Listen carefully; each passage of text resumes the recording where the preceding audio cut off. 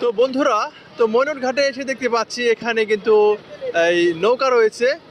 আসসালামু আলাইকুম, আমি এখন আছি ময়নট ঘাটে। তো ময়নট ঘাটে দেখতে পাচ্ছি হরেক রকমের খেলনা প্লাস অনেক লোকজন দেখতে পাচ্ছি, বিভিন্ন জায়গা থেকে লোকজন এসেছে। তো আমরাও আসলাম ঘোরার জন্য।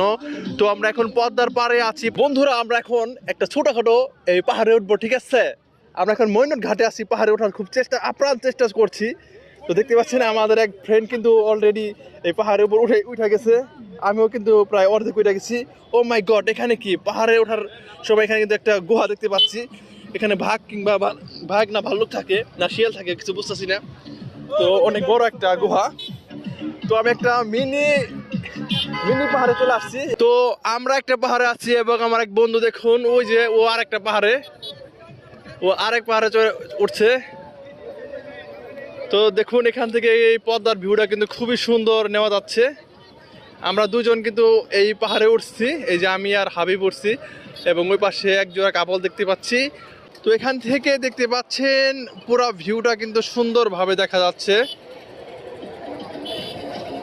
তো বন্ধুরা, তো ময়নট ঘাটে এসে দেখতে পাচ্ছি এখানে কিন্তু এই নৌকা রয়েছে।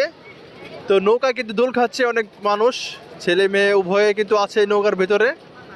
খুব সুন্দর আরামদায়ক একটা খেলনা। তো বন্ধুরা, ময়নট ঘাটে এসে দেখতে পাচ্ছি বাচ্চাদের খেলা করার জন্য বিভিন্ন রকমের এই কি বলে প্লেন খেলনা গাড়ি দেখতে পাচ্ছি।